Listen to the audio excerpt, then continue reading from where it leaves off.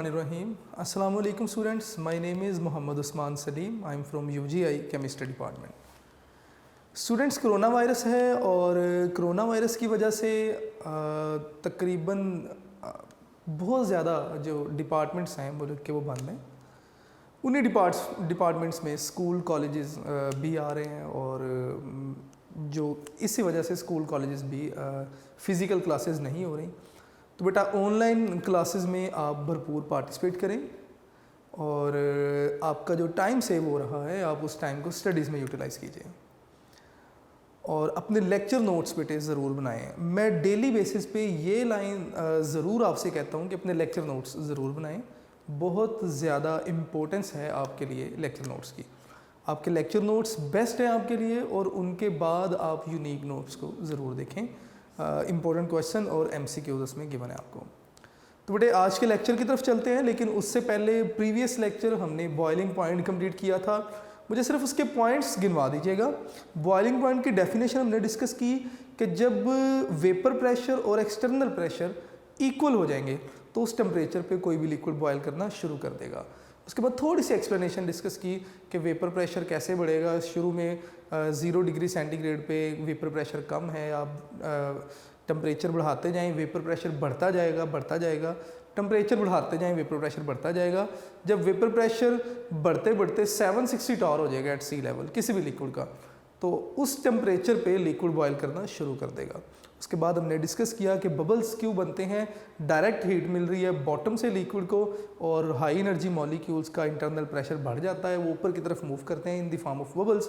इसीलिए हमें boiled water में बॉटम से टॉप की तरफ ऊपर की तरफ आते हुए बबल्स दिखाई देते हैं। बॉइलिंग पॉइंट पे लिक्विड का जो टेम्परेचर है वो कांस्टेंट रहता है। क्यों? क्योंकि एक्स्ट्रा जो एनर्जी होती है मॉलिक्यूल्स वेपर्स की फॉर्म में उस एनर्जी को लिक्विड से बाहर ले जाते हैं और लिक्विड का टेम्परेचर बॉइलिंग पॉइंट पे कांस्टेंट रहता है। मोलर हीट ऑफ वेपराइजेशन की डेफिनेशन हमने डिस्कस की कि amount of heat required to vaporise 1 mole of liquid at its boiling point, इसे आपने मोलर हीट ऑफ वेपराइजेशन का नाम दिया। इसकी जो वैल्यू थी वाटर के लिए दैट वाज 40.6 किलोजूल पर मोल। फिर हमने डिस्कस किया कि ऐसे लिक्विड जिनके पार्टिकल्स के दरमियान इंटरमॉलिक्यूलर फोर्सेस ज़्यादा हैं उनका बॉइलिंग पॉइंट भी ज़्यादा होगा। हमने टेबल की मदद से अल्कोहल और वाटर के दरमियान देखा, तो अल्कोहल के पार्टिकल्स के दरमियान इंटरमॉलिक्यूलर फोर्सेस लिटिल वीक थी एज़ कम्पेयर टू वाटर, तो इसीलिए अल्कोहल का बॉइलिंग पॉइंट कम था वाटर से। इसी तरह हमने ग्राफ डिस्कस किया। उस ग्राफ में डाइथाइल ईथर था, इथेनॉल था, वाटर था, ग्लिसरीन था।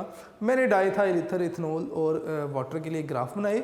हमने देखा कि वाटर का boiling point according to that graph was 100 degree centigrade at 760 torr. और इसी तरह ग्लिसरीन इथेनॉल का आपने वेपर प्रेशर बॉइलिंग पॉइंट देखा और इसी तरह आपने डाइथाइल ईथर का बॉइलिंग पॉइंट भी डिस्कस किया। इस सारे डिस्कशन के बाद हमने एक्सटर्नल प्रेशर और बॉइलिंग पॉइंट को डिस्कस किया और हमने देखा कि बॉइलिंग पॉइंट बढ़ता है एक्सटर्नल प्रेशर बढ़ाने से। अगर आप एक्सटर्नल प्रेशर बढ़ाएंगे लिक्विड का बॉइलिंग पॉइंट भी बढ़ जाएगा, एक्सटर्नल प्रेशर कम करेंगे लिक्विड का बॉइलिंग पॉइंट कम हो जाएगा। इसी में हमने कुछ MCQs थे इंपॉर्टेंट, वो देखे कि 1489 टॉर पे वाटर का boiling point 120 degree centigrade important MCQ है, याद रखिएगा। 760 टॉर पे 100 डिग्री सेंटीग्रेड था। 700 टॉर पे 98 था। मरी हिल्स पे ये बॉइलिंग पॉइंट होता है वाटर का, क्योंकि वहाँ पे एक्सटर्नल प्रेशर या एटमॉस्फेरिक प्रेशर इज 700 टॉर। और माउंट एवरेस्ट टॉप पे आपके पास जो एक्सटर्नल प्रेशर या एटमॉस्फेरिक प्रेशर 323 टॉर है, तो वहाँ पे वाटर 69 डिग्री सेंटीग्रेड पे बॉयल करता है। उसके बाद प्रेशर कुकर वाली एग्जांपल देखी और वैक्यूम डिस्टिलेशन जो था उसे भी हमने डिस्कस किया और उसके एडवांटेजेस को भी डिस्कस किया। आज का जो हमारा लेक्चर है that is energetics of phase change. अब बेटे सबसे पहले तो हमें इस हेडिंग को समझना है कि इस हेडिंग में क्या बात हो रही है। एनर्जेटिक वर्ड लिया गया एनर्जी से कि एनर्जी का अब्जॉर्ब होना या इवॉल्व होना, ठीक है। किस प्रोसेस के दरमियान? Phase change. फेज किसका यहाँ पे चेंज हो रहा है? मैटर की बात हो रही है। और मैटर हमें पता है या तो सॉलिड फॉर्म में होगा या लिक्विड फॉर्म में होगा या गैशियस फॉर्म में होगा। अगर मैटर सॉलिड से लिक्विड में जाता है या लिक्विड से वापस सॉलिड में आता है या लिक्विड से गैस में या गैस से लिक्विड में या सॉलिड से गैस में या गैस से सॉलिड में आता है, तो इस दौरान जो एनर्जी चेंजेस आएंगे वो एनर्जेटिक्स ऑफ फेज चेंजेस कहलाएंगे, या जो एनर्जी चेंजेस आएंगे आप उन्हें इंथाल्पी का भी नाम देंगे। मैं ज़रा इसी डायग्राम को थोड़ा सा और अच्छे तरीके से बना लेते हैं जी हम कि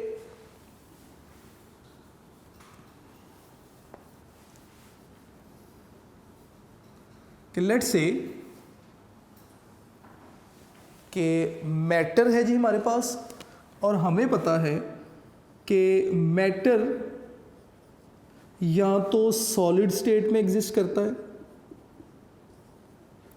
या लिक्विड स्टेट में, फिजिकल स्टेट्स की बात हो रही है, केमिकल स्टेट की नहीं, या गैशियस स्टेट में मैटर की बात कर रहे हैं जी हम। अगर मैटर सॉलिड में है तो आप मैटर को लिक्विड में कन्वर्ट कर सकते हैं। अगर मैटर सॉलिड में है, सॉलिड स्टेट में, तो आप उसे लिक्विड में कन्वर्ट कर सकते हैं या लिक्विड को आप वापस सॉलिड में भी लेकर आ सकते हैं। अगर हीट करेंगे तो सॉलिड लिक्विड में जाएगा, अगर कूल करेंगे तो लिक्विड किस में आएगा, सॉलिड में आएगा। इसी तरह आप लिक्विड को गैस में कन्वर्ट कर सकते हैं बाय हीटिंग और गैस को लिक्विड में कन्वर्ट कर सकते हैं बाय कूलिंग। इसी तरह आप मैटर की सॉलिड स्टेट को गैशियस स्टेट में कन्वर्ट कर सकते हैं बाय हीटिंग, और ये आपके पास सेकंड चैप्टर में आपने पढ़ा सब्लिमेशन कहलाता है, सॉलिड का डायरेक्ट वेपर्स में कन्वर्ट होना। और अगर आप वेपर्स को कंडेंस करें तो आप वापस सॉलिड में आ सकते हैं। तो ये जो प्रोसेस है आपके पास फेज चेंजेस का, इन तमाम प्रोसेस के दरमियान एनर्जी रिक्वायर्ड होगी। तो ये जो एनर्जी रिक्वायर्ड है, जो एनर्जी चेंज आता है, इस एनर्जी चेंज को आप इंथाल्पी कहते हैं। मैं यहाँ पे लिख देता हूँ कि एनर्जी चेंज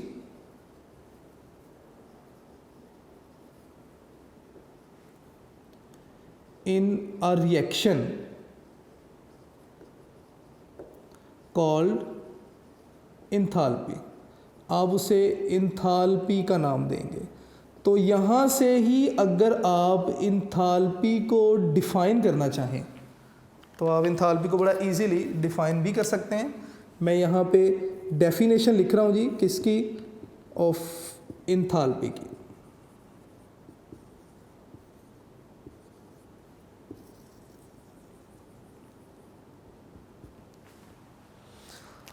कहते हैं जी कि इन अ केमिकल और फिजिकल चेंज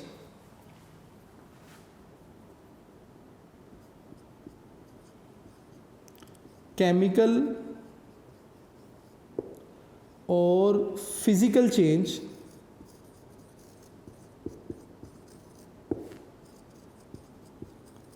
किसका जी, मैटर का। मैटर में कोई केमिकल या फिजिकल चेंज आता है। इन अ केमिकल और physical change of matter, heat changes, जो हीट में चेंज आएगा, इज कॉल्ड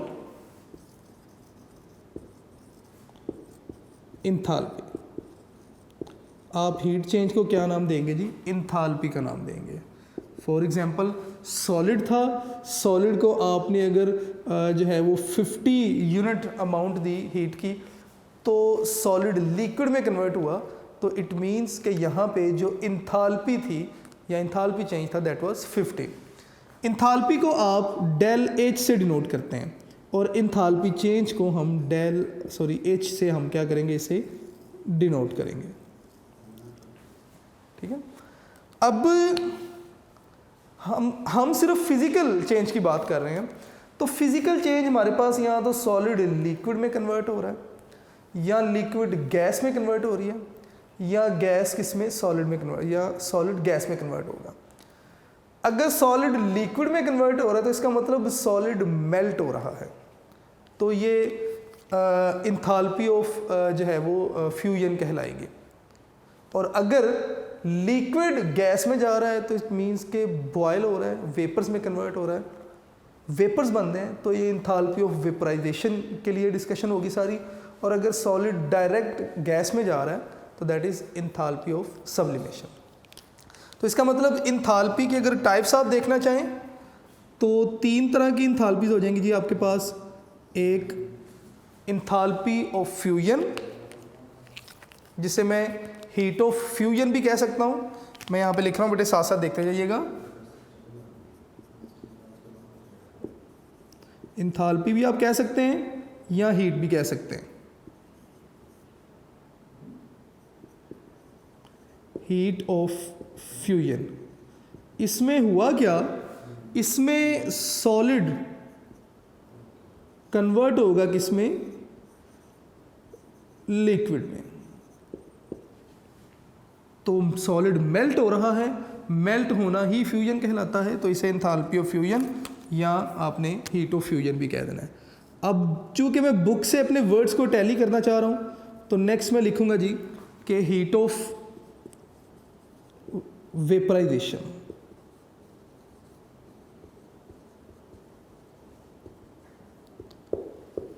और इस दौरान जो चेंज आएगा हीट का, इंथैल्पी ऑफ वेपराइजेशन, ये होगा कब, अगर आपके पास लिक्विड है और आप लिक्विड को कन्वर्ट कर रहे हैं किसमें, वेपर्स में, तो इस दौरान जो हीट चेंज होगा वो इंथैल्पी ऑफ वेपराइजेशन कहलाएगा। इसी तरह third one is heat of sublimation. मैं यहाँ पे लिख देता हूँ हीट ऑफ सब्लिमेशन। और सब्लिमेशन हमें पता है क्या है कि अगर आपके पास कोई सॉलिड है, आपने उसे हीट किया और वो डायरेक्ट किस में कन्वर्ट हो गया, वेपर्स में, तो इट मीन्स सॉलिड जो था वो सब्लाइम हो गया। और इस दौरान जो एनर्जी आपने दी वो इंथैल्पी, वो एनर्जी कहलाएगी हीट ऑफ वेपराइजेशन। और अगर 1 मोल के लिए बात करेंगे then this definition become for 1 mole या मोलर हीट ऑफ सब्लिमेशन या फ्यूजन, जो भी है। बेटा एमसीक्यू के लिए आपने याद रखना है कि ऑल दीज इंथैल्पीज, कि यहाँ पे जो इंथैल्पीज की बात हो रही है, इन तीनों इंथैल्पीज की, आर एंडोथर्मिक। ये एंडोथर्मिक हैं, यानी कि हीट हमें देनी पड़ रही है। ऐसा नहीं है कि मैटर खुद ब खुद हीट इवॉल्व करके अपना जो है वो अब स्टेट चेंज कर रहा है। तो ये तमाम इंथैल्पीज क्या हैं, एंडोथर्मिक है बेटे, ये आपने याद रखना है। ठीक है जी। अब नेक्स्ट चलते हैं जी, इन तीनों इंथैल्पीज को जो है वो हम डिस्कस करेंगे। तो सबसे पहले जो डेफिनेशन आएगी वो मोलर हीट ऑफ फ्यूजन की आएगी। तो ज़रा बेटे साथ साथ रहिएगा। सबसे पहले molar heat of fusion. Heat of fusion, या अगर 1 मोल के लिए बात करूँगा तो मोलर हीट ऑफ फ्यूजन है जी। मोलर हीट ऑफ फ्यूजन को सीखने से पहले हमें ये जो वर्ड फ्यूजन है इसका पता होना चाहिए। फ्यूजन आप यहाँ से कह सकते हैं कि सेम है एज मेल्ट होना, तो इसका मतलब कि यहाँ पे कहीं ना कहीं मेल्टिंग से रिलेटेड बात हो रही है। ठीक है, तो molar heat of fusion, molar से हमें पता चल जाना चाहिए कि 1 मोल के लिए हम बात कर रहे हैं, और मेल्ट कौन होंगे, सॉलिड्स। तो कहीं ना कहीं सॉलिड जब लिक्विड में कन्वर्ट हो रहे हैं, मेल्ट हो रहे हैं, तो इस दौरान जो हीट चेंजेस आ रहे हैं या जो एनर्जी अब्जॉर्ब हुई, इस एनर्जी को आप मोलर हीट ऑफ फ्यूजन कहेंगे। तो मैं इसे कुछ इस तरह यहाँ पे डिफाइन करूँगा कि the amount of heat, the amount of heat absorbed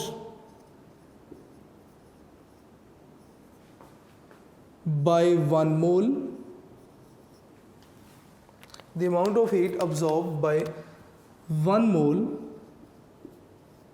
of a solid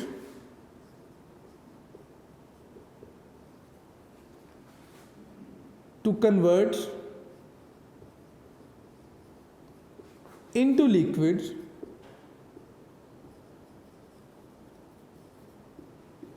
at its melting point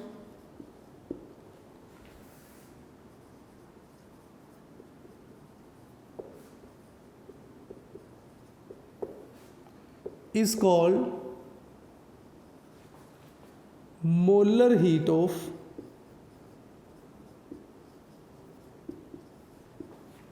fusion. Molar heat of fusion कहलाएगी एंड इज डिनोटेड बाय, और आप इसे डिनोट करेंगे किससे जी, डेल एच वी से, सॉरी डेल एच एफ से,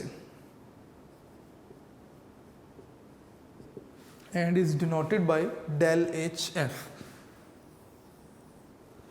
जी।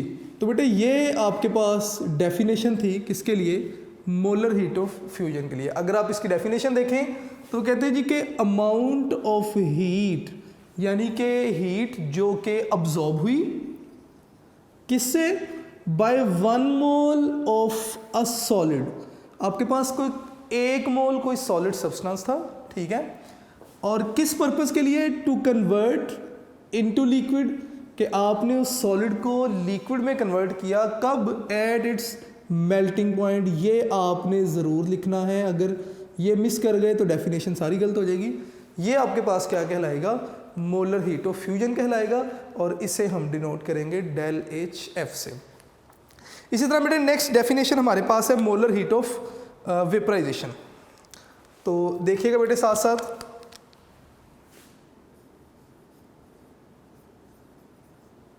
Molar heat of vaporisation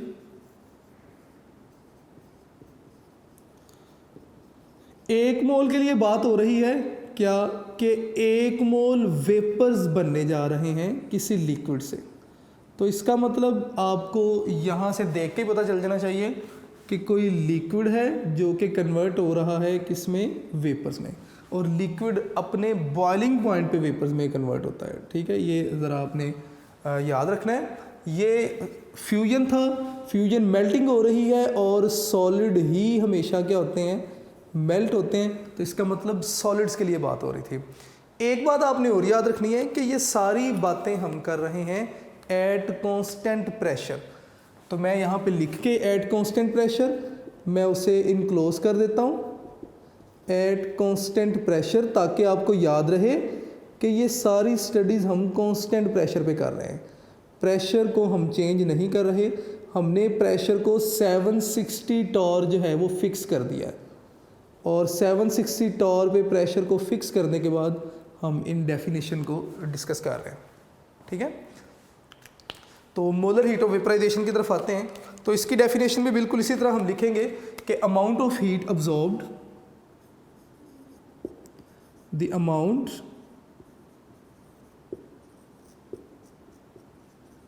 of heat absorbed. बेटा इंपॉर्टेंट डेफिनेशन है, मैं इसलिए बोर्ड पे लिख रहा हूँ, और ये एज शॉर्ट क्वेश्चन बार बार एग्जाम में आई हैं। आपने इन डेफिनेशन को वर्ड टू वर्ड अच्छे तरीके से याद करना है। The amount of heat absorbed by 1 mole of liquid, कि 1 मोल लिक्विड ने जो अमाउंट ऑफ हीट अब्जॉर्ब की, किस पर्पस के लिए, to convert into vapours, to convert into vapours, कब, at its boiling point. Its यहाँ पे कौन है, ये लिक्विड है, लिक्विड के बॉइलिंग पॉइंट है, एट इट्स बॉइलिंग पॉइंट। ये इंपॉर्टेंट वर्ड है, अगर आप ये नहीं लिखेंगे तो ये डेफिनेशन इसकी गलत हो जाएगी, वो फिर अवेपोरेशन के लिए बात बन जाएगी, molar heat of evaporation.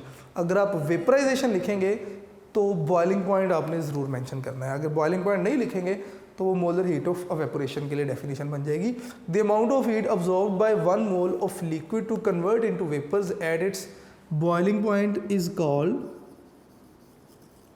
Molar heat of vaporisation, कि आप इसे नाम देंगे मोलर हीट ऑफ वेपराइजेशन का, और आप इसे डिनोट करेंगे किससे, डेल एच वी से।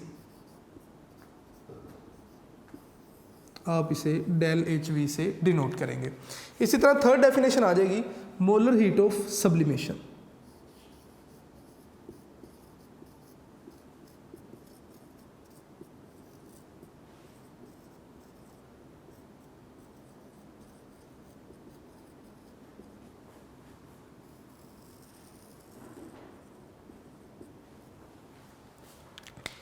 जी, तो यहाँ पे कहते हैं जी कि ये भी क्या है, amount of heat required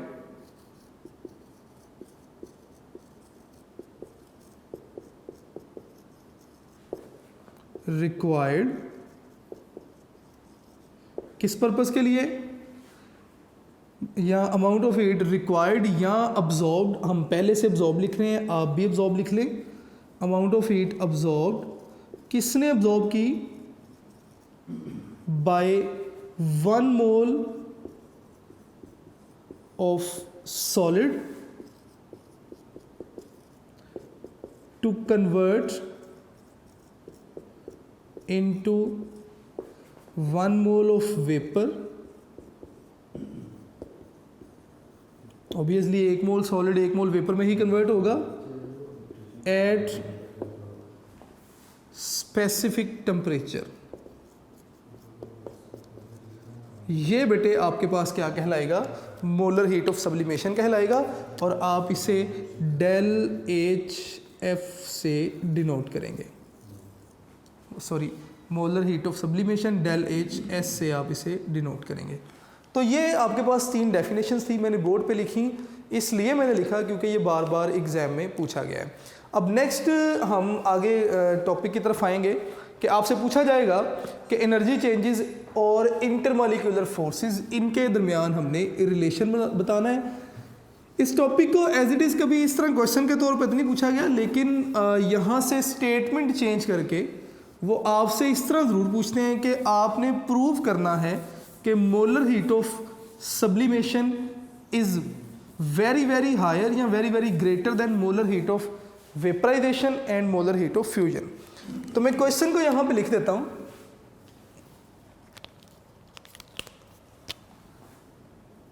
question is कि prove that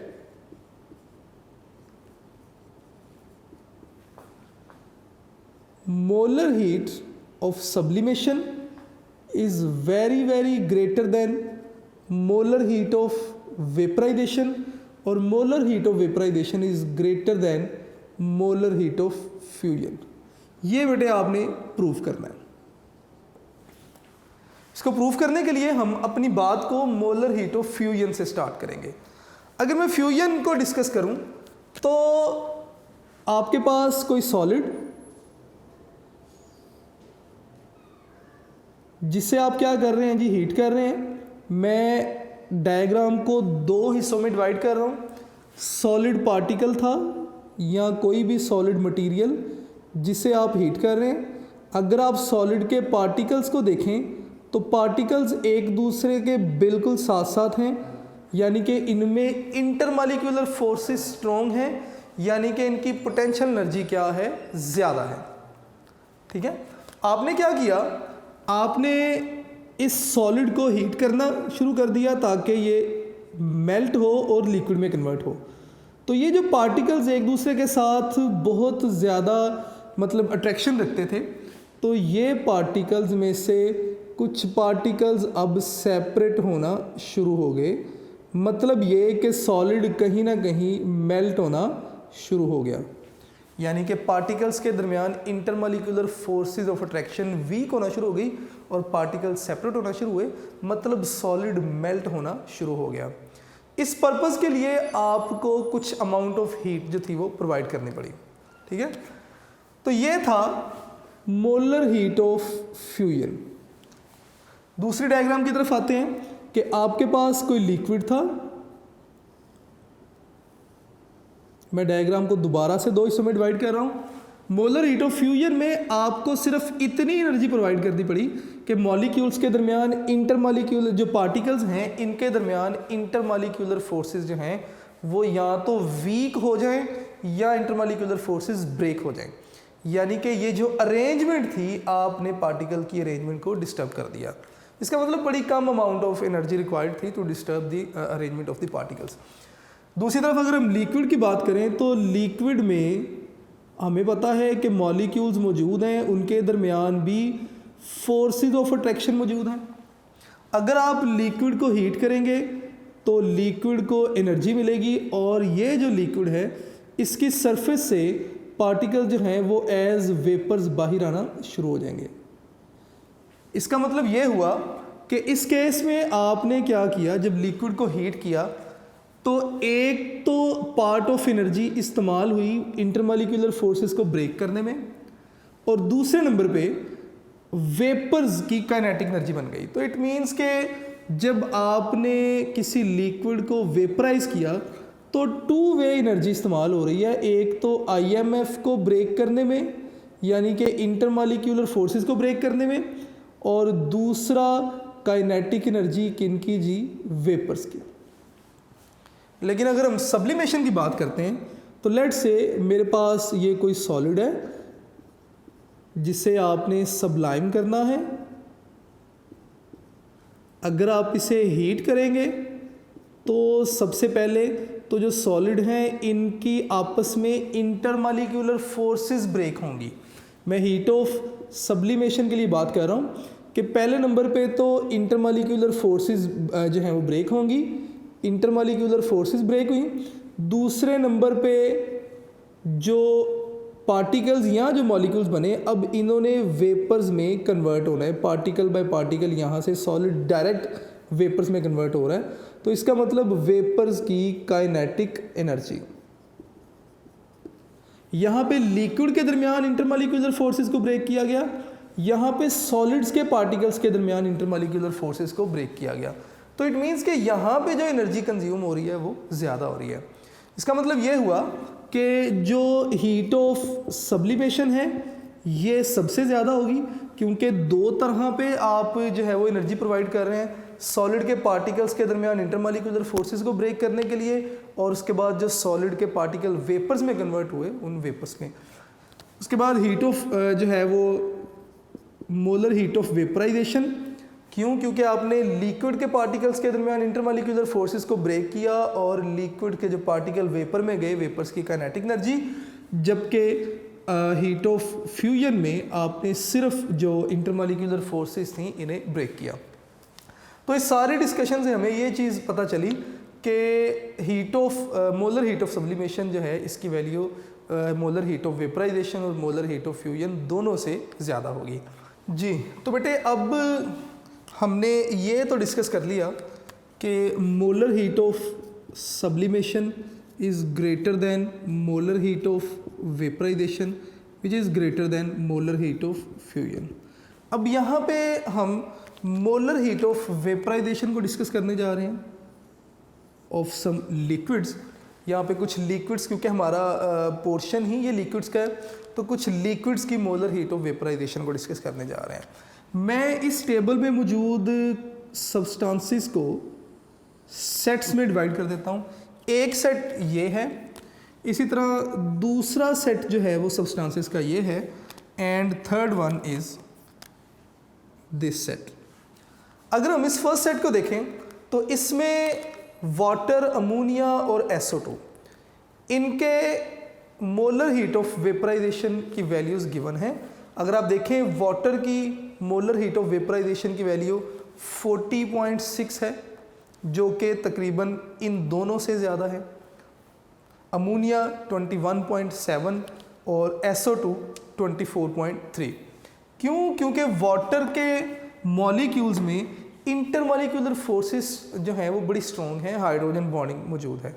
strong intermolecular forces की वजह से वाटर का वेपर्स में कन्वर्ट होना आसान नहीं था, तो वेपर्स में कन्वर्ट करने के लिए ज़्यादा एनर्जी देनी पड़ी। इसीलिए वाटर की मोलर हीट ऑफ वेपराइजेशन जो है वो ज़्यादा है। अमोनिया में भी हाइड्रोजन बॉन्डिंग मौजूद है, लेकिन वाटर में 2 हाइड्रोजन बॉन्ड पर मॉलिक्यूल, अमोनिया में 1 हाइड्रोजन बॉन्ड पर मॉलिक्यूल। तो इसलिए अमोनिया में इंटरमॉलिक्यूलर फोर्सेस वीक थी, तो लिहाजा इसकी मोलर हीट ऑफ वेपराइजेशन कम है एज कम्पेयर टू वाटर। इसी तरह बेटे अगर आप सल्फर डाइऑक्साइड देखें तो it is a large size molecule, size ज़्यादा है, पोलराइजेबिलिटी ज़्यादा है, तो पोलराइजेबिलिटी ज़्यादा होने की वजह से इसकी हीट ऑफ वेपराइजेशन भी क्या है, ज़्यादा है। तो इन तीनों के लिए आप इस तरह भी कह सकते हैं कि ये तीनों पोलर मॉलिक्यूल्स हैं, तो पोलर मॉलिक्यूल्स की जो मोलर हीट ऑफ वेपराइजेशन है वो क्या होगी, ज़्यादा होगी। तो मैं यहाँ पे लिखूँगा कि H2O, NH3 and SO2 are polar molecules या पोलर लिक्विड्स हैं, तो इसलिए इनकी जो मोलर हीट ऑफ वेपराइजेशन की वैल्यू है वो क्या है, हाई वैल्यू है। मोलर हीट ऑफ वेपराइजेशन की हाई वैल्यू है। दूसरी तरफ अगर मैं इसी टेबल की तरफ आऊँ तो तीन basically fluorine, chlorine, bromine, iodine थे, मैंने ब्रोमीन नहीं लिखा, तो समझाने के लिए ये तीन ही काफ़ी हैं। अगर आप इन्हें देखें तो फ्लोरीन की वैल्यू कम है, क्लोरीन की ज़्यादा और आयोडीन की सबसे ज़्यादा। अगर मैं हैलोजेंस का ग्रुप ही लिखूं तो फ्लोरीन है, क्लोरीन है, ब्रोमीन और आयोडीन। जैसे जैसे आप नीचे आएंगे साइज इंक्रीज होता जाएगा, साइज इंक्रीज होगा तो LDF लंदन डिस्पर्शन फोर्सेस भी इंक्रीज होंगी। लंदन डिस्पर्शन फोर्सेस जैसे जैसे इंक्रीज होंगी बॉइलिंग पॉइंट जो है वो बढ़ते जाएंगे। इसी तरह अगर लिक्विड्स हैं तो इनके हीट ऑफ वेपराइजेशन, वेपर्स बनना भी इनका जो है वो हीट ऑफ वेपराइजेशन की वैल्यू बढ़ती जाएगी। तो अगर आप देखें तो फ्लोरीन टॉप पे है ग्रुप में, सबसे कम हीट ऑफ वेपराइजेशन, मतलब इसके वेपर्स ईजीली बन जाएंगे। क्लोरीन नीचे आई एक स्टेप, साइज इंक्रीज हो गया क्लोरीन का, पोलराइजेबिलिटी बढ़ गई, LDF ऑपरेट होना शुरू हो गई तो हीट ऑफ वेपराइजेशन की वैल्यू भी बढ़ गई। अगर आप नीचे आते हैं ब्रोमीन की इससे ज़्यादा होगी, आयोडीन लास्ट में है और सबसे बड़ा साइज है, LDF सबसे ज़्यादा इसमें, इसीलिए इसकी हीट ऑफ वेपराइजेशन की वैल्यू जो है वो सबसे ज़्यादा है। वैसे भी आयोडीन सॉलिड रूम टेम्परेचर पे सॉलिड स्टेट में एग्जिस्ट करता है, तो इस केस में जो है वो सॉलिड से वेपर में जाने के लिए ऑब्वियसली हमने डिस्कस किया कि हीट ऑफ सब्लिमेशन होगी और वो सबसे ज़्यादा रिक्वायर्ड होगी। तो बेटे इसको ज़रा देख लेते हैं कि इन हैलोजेंस, अगर हम हैलोजेंस की बात करें तो आपके पास क्या होता है, एज साइज इंक्रीजेस, जैसे जैसे साइज इंक्रीज होगा तो क्या होगा, LDF यानी कि लंदन डिस्पर्शन फोर्सेस भी क्या होंगी, इंक्रीज होंगी। जब LDF इंक्रीज होंगी तो क्या होगा कि स्ट्रॉन्ग इंटरमॉलिक्यूलर फोर्सेस हो जाएंगी। मैं यहाँ पे लिख दूंगा strong IMF, strong intermolecular forces, और इंटरमॉलिक्यूलर फोर्सेस स्ट्रॉन्ग होंगी तो हीट ऑफ वेपराइजेशन जो है इनकी वैल्यू भी क्या हो जाएंगी, बढ़ जाएंगी। हीट ऑफ वेपराइजेशन भी क्या हो जाएगी, इसकी वैल्यू बढ़ जाएगी। थर्ड बेटे अगर आप इस तरफ आए सेट की तरफ, तो इसमें हाइड्रोकार्बन्स हैं, प्योरली नॉन पोलर हैं, लेकिन हमने पढ़ा हुआ है कि जैसे जैसे एटॉमिसिटी बढ़ती है बॉइलिंग पॉइंट बढ़ते हैं। अगर बॉइलिंग पॉइंट बढ़ेंगे तो ऑब्वियसली हीट ऑफ वेपराइजेशन वगैरह भी इंक्रीज होंगे। तो ये बेटे नॉन पोलर कंपाउंड हैं, एटॉमिसिटी बढ़ने से इनके भी हीट ऑफ वेपराइजेशन जो है वो बढ़ते जाएंगे। तो ये आपके पास टेबल था। इसके बाद एक छोटा सा टॉपिक है, मैं उसे बोर्ड पे डिस्कस नहीं करूँगा, हम उसे वैसे ही डिस्कस करेंगे। नेक्स्ट टॉपिक है जी change of state and dynamic equilibrium. अब बेटे चेंज ऑफ स्टेट, अगर कोई भी आप ऐसा रिवर्सिबल रिएक्शन करो, ऐसा रिएक्शन करवा रहे हैं जो कि रिवर्सिबल इन नेचर है, तो हर वो रिएक्शन जो रिवर्सिबल इन नेचर है उसका अल्टीमेट गोल, उसकी final destination equilibrium, dynamic equilibrium state है। इसी तरह अगर आप किसी सॉलिड को लिक्विड में कन्वर्ट करवाते हैं तो लिक्विड सॉलिड में वापस भी जा सकता है, इसका मतलब ये भी एक रिवर्सिबल प्रोसेस है। तो लिक्विड को आप सॉलिड में कन्वर्ट करवा रहे हैं, सॉलिड वापस लिक्विड में जा रहा है, तो किसी ख़ास टेम्परेचर पे लिक्विड का सॉलिड में कन्वर्ट होना और सॉलिड का लिक्विड में कन्वर्ट होना, इनके दरमियान एक इक्विलिब्रियम जो है वो इस्टेब्लिश हो जाएगा, जिसे आप डायनामिक इक्विलिब्रियम का नाम देंगे। और हर रिवर्सिबल रिएक्शन में ये डायनामिक इक्विलिब्रियम जो है वो इस्टेब्लिश होना ही होता है। अब ये जो आप फेज चेंजेस डिस्कस कर रहे हैं, ये भी रिवर्सिबल प्रोसेस हैं। तो इसका मतलब सॉलिड का लिक्विड में कन्वर्ट होना, या लिक्विड का वापस सॉलिड में आना, या सॉलिड का लिक्विड का वेपर्स में जाना, या वेपर्स का वापस लिक्विड में आना, ये रिवर्सिबल प्रोसेस है। इनमें भी कहीं ना कहीं किसी ना किसी पोजीशन पे आके डायनामिक इक्विलिब्रियम इस्टेब्लिश होना ही होना है, which is the ultimate goal of this process. बड़ा ईजी सी ये थोड़ी सी डिस्कशन थी, ईजी टॉपिक था आज का, इन्फॉर्मेशन थोड़ी सी ज़्यादा थी कंपैरेटिवली, लेकिन टॉपिक आसान था। आपसे बेटे जाते जाते यही रिक्वेस्ट कि आपने अपने लेक्चर नोट्स ज़रूर बनाने हैं। आपके लेक्चर नोट्स बेस्ट हैं, यूनिक नोट्स आपके लेक्चर नोट्स के साथ साथ बड़े हेल्पफुल हैं आपके लिए। सारे शॉर्ट क्वेश्चन जो जिन जिन टॉपिक से जो आए हुए हैं और MCQs डिस्कस किए गए आपसे, लॉन्ग क्वेश्चंस के बारे में भी बता दिया गया आपको। तो अपने लेक्चर नोट्स बेटे ज़रूर बनाएं, स्टडीज़ की तरफ फोकस कीजिए। फीडबैक आपसे ज़रूर दिए जाएंगे जब आप कॉलेजेस में वापस आएंगे। इंशाल्लाह एटमॉस्फेयर बनना शुरू हो गया है कि आपकी क्लासेस जो हैं वो स्टार्ट हो जाएंगी अब। तो कॉलेजेस में जब आप वापस आएंगे बेटे, आपसे पहले डिमांड लेक्चर नोट्स की होगी, आपसे फीडबैक ली जाएगी, आपके टेस्ट भी होना स्टार्ट हो गए हैं। तो आप लोगों से बेटे यही रिक्वेस्ट है कि स्टडीज़ की तरफ फोकस करें, नमाज़ पढ़ें, अल्लाह ताला से दुआ करें कि हमें ये जो आजमाइश है अल्लाह ताला इस आजमाइश को ख़त्म करें, और जिस तरह हमारा जो हालात, जिस तरह सिचुएशंस कंट्री की फ़्लो में चल रही थी, वैसे ही सिचुएशन वापस आ जाए फ़्लो में। तो इंशाल्लाह बेटे नेक्स्ट लेक्चर में हम लिक्विड क्रिस्टल्स को डिस्कस करेंगे। तो बी प्रिपेयर, इंपॉर्टेंट टॉपिक है, वो भी एज लॉन्ग क्वेश्चन भी आ चुका है, शॉर्ट क्वेश्चन भी पूछे गए हैं। तो इंशाल्लाह नेक्स्ट लेक्चर में लिक्विड क्रिस्टल्स के साथ हाजिर हो। थैंक यू बेटे, अल्लाह हाफिज़।